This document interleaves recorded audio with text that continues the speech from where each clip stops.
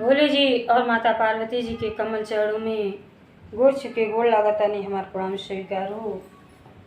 माँ जगदम्बा भवानी के कमल चरणों में गोड़ छुके गोड़ लागतानी हमार प्रणाम स्वीकार हो। सब देवी देवता के कमल चरणों में गोड़ छुके गोड़ लागतानी हमार प्रणाम स्वीकार हो। नीलम दीदी और हरेंद्र भैया के कमल चरणों में गोड़ छुके गोड़ लागतानी हमार प्रणाम स्वीकार हो। सब देवी देवता के कमल चरणों में गोड़ छुके गोड़ लागतानी हमार प्रणाम स्वीकार हो। सब गुरु भाई बहना के कमल चरणों में गोड़ छुके गोड़ लागतानी हमार प्रणाम स्वीकार हो। आशीर्वाद की चाहना बा। तो देखी गुरु भाई बहना, हम आप लोगन के महादेव जी के चर्चा में एक छोटा सा कहानी को है जाता नहीं। संतोषम परम सुखम, संतोष और एकता में कितना बल है, ये जब कथा के पूरा सुना सबे तो आप लोगन के आनंद आ जाए। जेकरा के हुए ना होला ओकर परम पिता परमेश्वर महादेव जी होली। तो देखी अहंकारी बहू की कहानी है, जौन है ये एक पारिवारिक कथा है। कथा के आप लोग पूरा सुनो, काहे खातिर कि पूरा कथा सुनने से आप लोगन के ज्ञान भी मिली और कथा के रहस्य के बारे में पता चली। ये कथा से हमके का सीखे के मिला। और महादेव जी की चर्चा को वो आधा अधूरा ना सुनने की चाहे। आधा कथा सुनने से परम पिता परमेश्वर और माता पार्वती जी के अपमान होला। और पूरा कथा सभी सुनो तो आप लोगन के ज्ञान भी मिली और कथा के रहस्य के बारे में पता चली।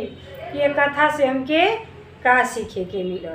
तो देखी महादेव जी के परम भक्त एक कुम्हार बना, एक गुरु भैया बाटे महादेव जी के भक्त बाटे।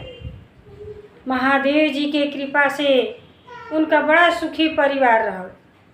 पत्नी रहली, 2 बच्चे रहल और सबके साथ इतना आनंदमय जीवन कटत रहल, मानो दुनिया संसार के सारा खुशी भगवान जी दे देले रहल। लेकिन यह ना जानेला कि कब खुशी और कब गम मिल जाए। धीरे धीरे जब दोनों बच्चे सियान हो गए ना, तो जौन एक लड़का छोटा वाला रहना तो उलन है एक अलंग से अपाहिज रहना। सुंदर तो शरीर रहे लेकिन अपाहिज रहना। तो माई बाप के बड़ा चिंता होखे कि बड़ा लड़का तो हमार बहुते अच्छा बाटे, लेकिन माई दादा जब ले जी हैं तब नहीं लेकिन अपने बच्चन के समरिया आई न करा लास्ट में के हुई। यह डर सतावत रहे। ऐसे सतावत गुरु बहिना के मृत्यु हो गई, बेचारी मर गई।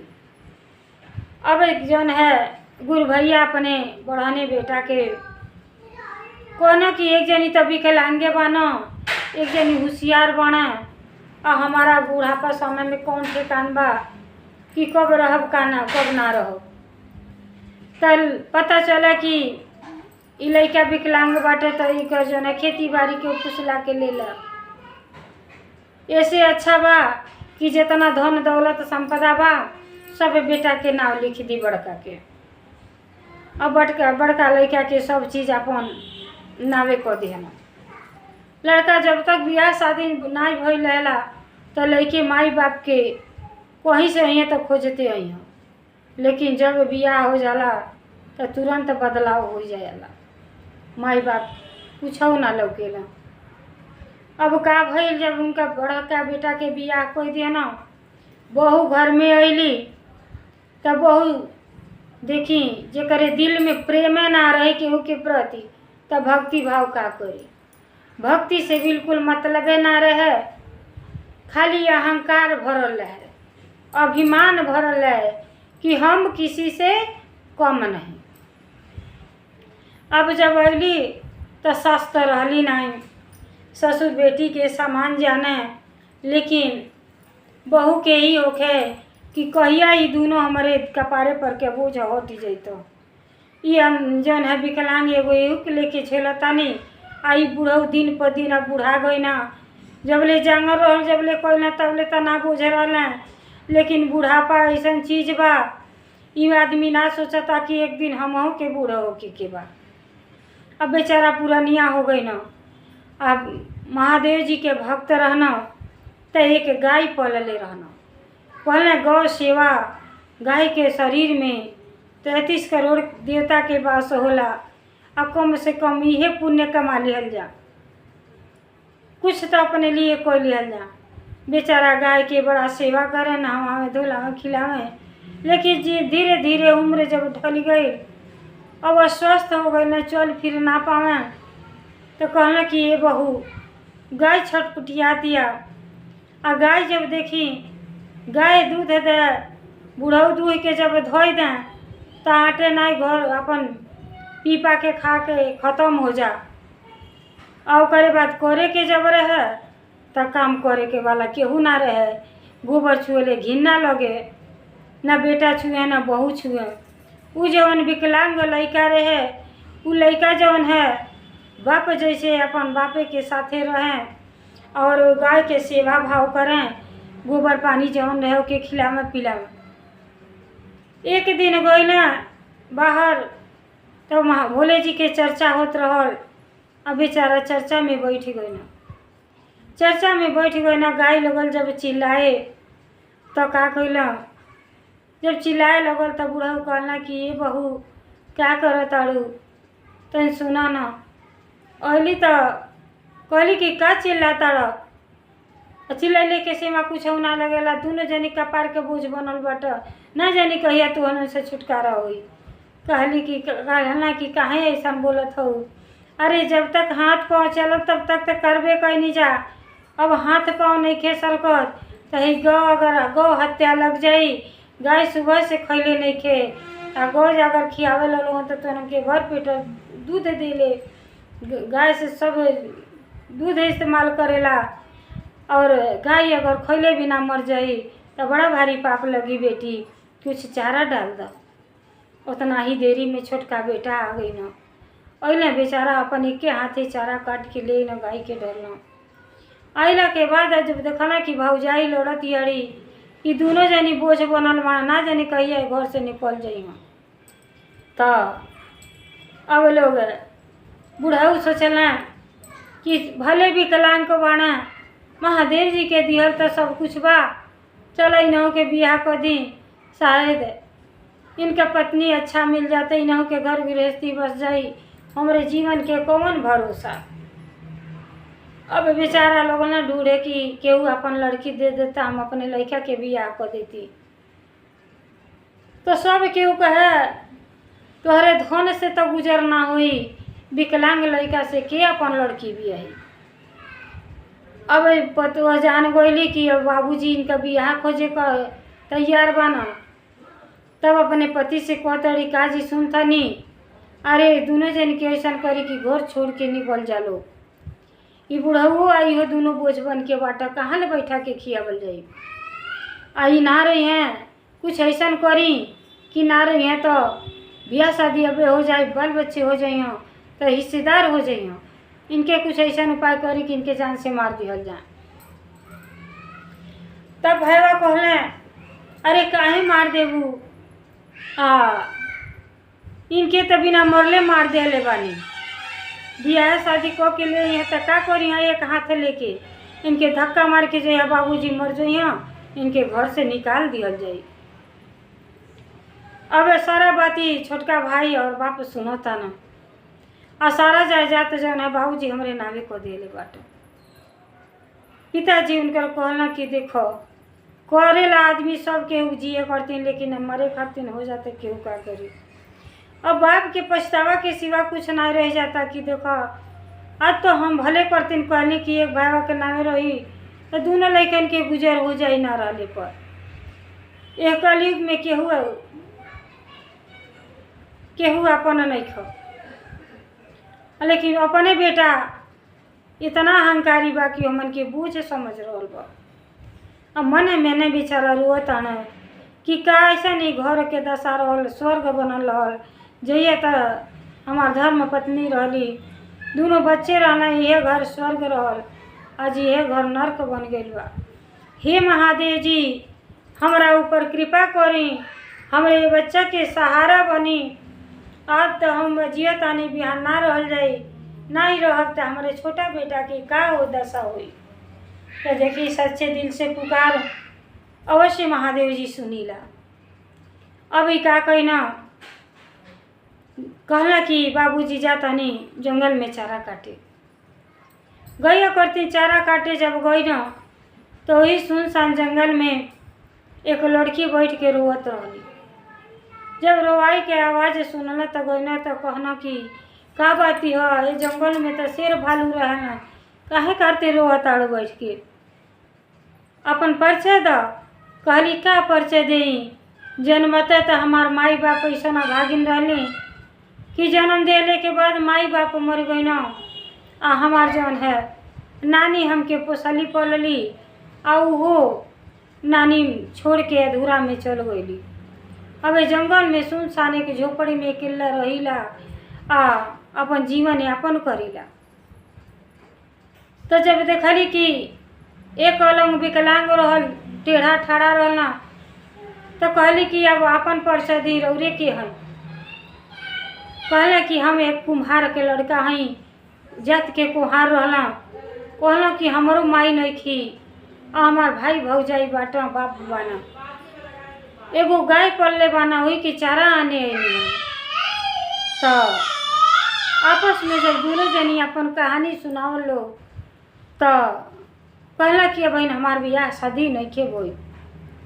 तब लड़की कहली कि अगर इच्छा होगा तो हम रउरा से बियाह करे के तैयार बनी। कहले कि हमरा से के बियाह करी ये विकलांग आदमी से, जे कमा के खियाऊ ना पाई। लेकिन उ तो परम भक्त रहली। उनका नानी जो है ना शिव जी के भक्ति करत रहली जंगल में। अब भक्ति जैसे वो करा वैसे वो लड़की के अंदर भी भक्ति भाव, दिल में प्रेम रहा। वही जंगल में का भर दोनों जानी अपन बियाह कैली हलो। कैले के बाद जब घरे लेके अइला तब है तो अहंकारी जन भौजाई रहे, वो अपन प्लान बनावत रहे कि इनकर बियाह होके ना दिहल जाई। न बियाह होई, न बाल बच्चे हुई हैं, आ न धन संपदा के मालिक बनी हो। मालिक भइले से पहले इनके कुचल दिहल जाए। तब तक ये सुंदर स्त्री लेके आ गई न। अइले के बाद अपने पिताजी के आशीर्वाद लेला, भाई भौजाई के आशीर्वाद लेला। अब पिता उनका थोड़ा ताकते रह गए न, कहना बेटा ही की हो। आ तो पिताजी हम आपसे बताना पौने, ये लड़की से हम विवाह कर लेली। आ सारा कहानी बताना, इनकरा केहू नहीं थे। अब भाई भौजाई सुनने के बाद और अहंकार बढ़ गई कि ई तो सब आ गई ना, अब यहाँ तो कोई लेना, बाल बच्चे हो जाए तो देखते हैं आधा के हिस्सेदार हो जाइए।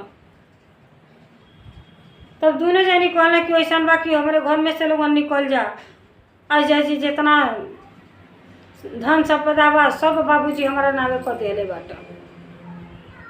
अब बाप देखी जवन माई बाप इतना दुख सह के अपने बेटा के पाले ना, और जौन बेटा एह तरह कर दे तो बाप तो मृतक के समान हो जाई। आज ओकर दशा रही, अब बिहान ओहू के जे दशा कैले रही ओहू को है दशा हो के वाला बा। कहे से अब ही तो ठीक बा, लेकिन आगे चल के यहू से बेहतर जिंदगी होके वाला है। लेकिन उ जौन गुरु भैया रहना कुम्हार, शिव जी के भक्त रहना, कहना जौन महादेव जी के इच्छा हुई वो अवश्य हुई। छोटा बेटा कहना कि बाबूजी अब तो ये लोग घर से निकालिए देले बा, तो चला हमन के घर से निकल जाए जा, वही जी खा लिहल जाए। तो कहना कि भौजी हमार जौन गाय बा गैया के दे दो, और गैया के हम अपने साथे ले जाए। गाय से तो और नफरत करत रहली। कहली कि ये दादा तू हल चल जेब, तोहरे गाय के खियाई पियाई, तू अपने गाय के ले ली जा। अब बुढ़ऊ अपन लड़का लेना आ न बहू, तीनों चारों अपन फिर जंगल के तरफ चल देना। चलते चलते साँझ ही हो गई। जंगल में एक जगह बैठना और कहना कि ये बेटा हमरे हाथ में बड़ा सुंदर कला है, हम महादेव जी के भक्त हैं, लेकिन एक बार और कोशिश कर चाहते हैं कि हम सुंदर सुंदर मूर्ति फिर बना चाहते हैं। और तू एक हाथ से ना कोपोत, लेकिन अब तुहार पत्नी सही बाड़ी तो दोनों जनी ऐसन बा कि माटी ले आओ लोगन आ माटी सान के दीह, हमरे तो जांगर नहीं ख, सुंदर सुंदर मूर्ति गढ़ आ ले जाके लोगन बेचिया बाजार में। यही से हमन के अपन जीवन यापन कइल जाए। अब का कइल, जाते जाते जंगल में एक जगह बैठन, कहना बैठल तो बानी जा, बरखा बुन्नी कैसे रहल जाए, कैसे जीवन यापन हुई। तो उ जौन है शांति नाम रहल उनकर, कहली कि बाबूजी हमारा माई बाप केहू नहीं ख, आ हमार जौन है नानी भी मर गईली, आ यही जंगल में हमार बड़ा सुंदर कुटिया बा, झोपड़ी बा, वही में रहल जाए। चली बाबूजी, आज से आपके कौनो तकलीफ ना हुई। बहू देखी प्रेम में कितना ताकत है और अहंकार अभिमान में कितना ताकत है। कितना हूँ धन रही, घमंड जे करला ओकर घमंड एक ना एक दिन चूर जरूर हो जाला। अब वो का भइल, बेचारी उदारता रहे, दिल में प्रेम रहे, भक्ति भाव करत रहली। अब वही अपन झोपड़ी में अपने ससुर के लेके बाप के जैसे कहली कि हे महादेव जी, माई बाप के तना देखनी, लेकिन बाप के रूप में ससुर पौले बानी, अपन सेवा भाव करें, समय से खाना पीना दें। जब बूढ़े के सेवा करेला, माई बाप के जे सेवा करेला, तो करे घर में धन धान के कमी ना रहेला। अब बूढ़ऊ के इतना ताकत हो गई, जौन की जीवन से हार चुकल रहना, मान जीवन जिए के मन ना करत रहल, वह अब जीवन अपन महादेव जी से कहता ना कि कुछ और समय मिल जात, भगवान की भक्ति कोई लेती। अब लड़का बहू माटी खोन के ले आवे और वो बूढ़ऊ अपन सुंदर सुंदर मूर्ति बनावे, और वह मूर्ति ले जाके बेटा बहू बाजार में बेचे, और बाजार में बेचले से जवन रुपया पैसा मिले वही से अपन जीवन यापन करा। ऐसे करते करते एक दिन जात रहल लोग माटी खने। जब दोनों जनी माटी खने जात रहल, तब माता पार्वती जी और भोले जी जौन है कैलाश पर्वत पर से सब भक्तन पर निगाह रहला देखे। आपस में बात करत आनी कि देखो ना, विकलांग होते हुए वो अपने बाप के कैसे सेवा भाव करल बाड़ा, आ जरा इतना सुंदर शरीर बना के भेजली तो कौने काम के बा। जैसे बड़ा हुआ तो क्या हुआ, जैसे पेड़ खजूर, पंछी को छाया न मिले, फल लागे अति धूप। कितना हूँ बढ़न बन जाई, जब वो बढ़न होके अभिमानी बनब, अपने बढ़ने के कदर इज्जत ना करब, तो कोनो काम के धन संपदा ना रही। तब माता जी कहतानी कि देखी न, कितना गरीबता झेलते हुए ये बुढ़ापा में 80 साल के उम्र में राहुल भक्त जौन है आपके मूर्ति बना रहल बाटे, और भक्ति भाव नहीं छोड़ना, जंगल में आके अपन सब मंगल करता न। तो ये समन के ऊपर कुछ ऐसा करी कि ये समन के गरीबता दूर हो जाए। तो देखी भगवान के घरे देर जरूर होला, लेकिन अंधेर कबो ना होला। अब का भइल, जब दोनों प्राणी शांति और उनका पति दोनों जनी जंगल में जात रहा लोग, जंगल के किनारे नदी में माटी निकाले, तो वही जंगल में महादेव जी पुराना मूर्ति बन गईनी, आ ऊपर इतना कुछ परासर रहल कि बड़ा कचरा लगल रहल। अब वो लड़की के परीक्षा लेवे करतीन कि देखी मेरा मन में का बा, कैसन भावना बा। तो बिना परीक्षा ले ले तो हर भक्तन के परीक्षा महादेव जी लेनी, जे सफल हो जाला ते सफल हो जाला, आ नहीं तो जे ना सफल होला ते जीवन में भक्ति कहिए ना पावेला। अब जब गईली तो जा तारी तो रास्ता में देखत है कि महादेव जी के मूर्ति पर सारा कचरा लगल बा। तब बेचारी जल्दी जल्दी नोछा ले रहली, आ नोछा से पूरा सर सफाई कैली, बिना स्वार्थ भाव प्रेम कईल कहीं बाव ना जाला, भक्ति कईल कहीं बाव ना जाला। ई नहीं कि हम भक्ति करतानी तो हमारे एकरे पीछे स्वार्थ बा। अरे महादेव जी तो खुद देखतानी कि रौरा के का जरूरत बा। अब बिना स्वार्थ भाव बेचारी वो मूर्ति के लगली सेवा करे आ दिन प्रतिदिन जब वहाँ जा तब बेचारी नहा धो के ससुर के भोजन करा के आ जब मूर्ति साफ कर देली तो कहली कि कम से कम सुनीला महादेव जी के जे 1 लोटा जल चढ़ावला तेकर सारा मनोकामना पूर्ण हो जाला। अभी लगली वहाँ जाके 1 लोटा जल चढ़ावे और माटी निकाल लेके आऊँ। आ जैसे 1 आध महीना हो गई जब परीक्षा भोले जी ले लेनी कि निस्वार्थ ई दोनों भक्ति कर रहल बाणे आ इतना गरीब बाणे, एक हाथ से बेचारा कुमार के लड़का इतना मेहनत करता है तो काहे न अलै इनके जौन है धन दौलत दे दिया जा। अब महादेव जी के जैसे जल देत रहली वही मूर्ति में से संत के रूप में महादेव जी निकलनी और कहली कि बेटी आई कैसे नहीं रहा के रोज जल चढ़ावेलू, ये मूर्ति पर पत्थर के मूर्ति पर जल चढ़ाने से का होई। तब बेटी कहली कि केहू आज तक भगवान के ना देखल, लेकिन पत्थरे में अगर भगवान मन में श्रद्धा भाव बा तो यही में भगवान बाटे। केहू भगवान के देख के ना देखल आज तक, लेकिन वही पत्थर के मूर्ति समझ के सब केहू पूजेला। अजुने सुनीला जी महादेव जी के भक्ति करेला ओकर सब मनोकामना पूर्ण होला। तो ये बाबा हमारा पास तो कुछ नहीं ख, मनुष्य के जीवन पौले बानी कर्म करतानी और फल दे वाला तो भगवान हम। तब भगवान जी अति प्रसन्न भैली, कहले कि बेटी मांगो का मांगो तारू।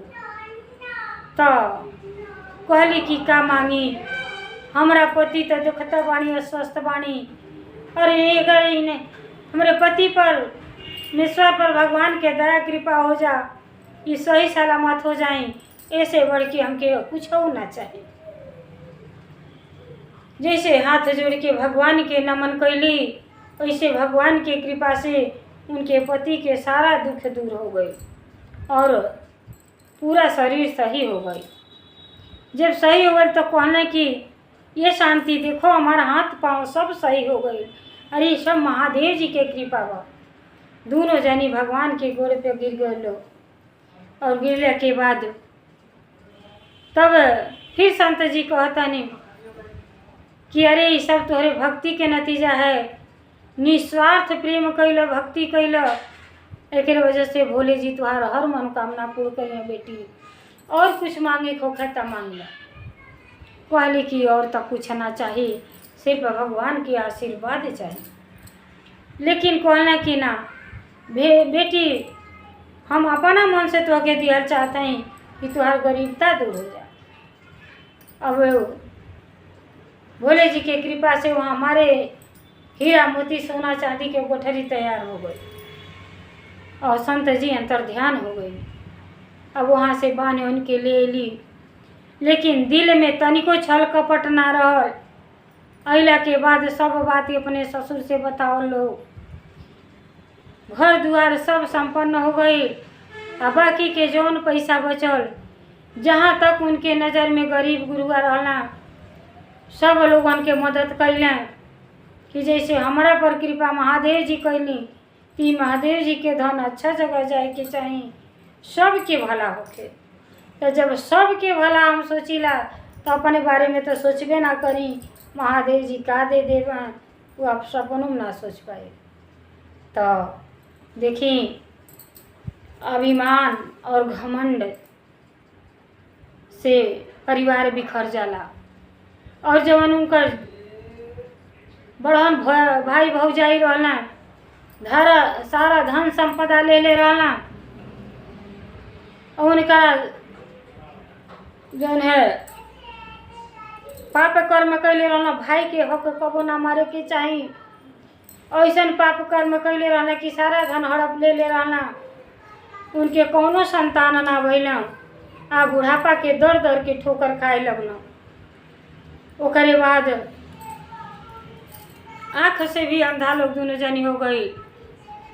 कौनो धन कौनो काम के ना आयल उनके। अब इधर उधर कटोरा लेके लोग भीख मांगता। चलते चलते ये सावन के महीना आयल। भोले जी के सावन के महीना में हर जगह चर्चा भजन कीर्तन होला। चर्चा होत रहल आ वही शांति अपने दुआरे पर करौले रहली। और दुआरे पर भंडारा करौले रहली।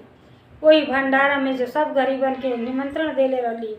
जब भोजन कराओ तड़ी तो देखो तड़ी कि वही लाइन में अहंकारी जेठान और भसुर दोनों वही लाइन में कटोरा लेके बैठल वहाँ। लेकिन उनके दिल में इतना प्रेम रहल।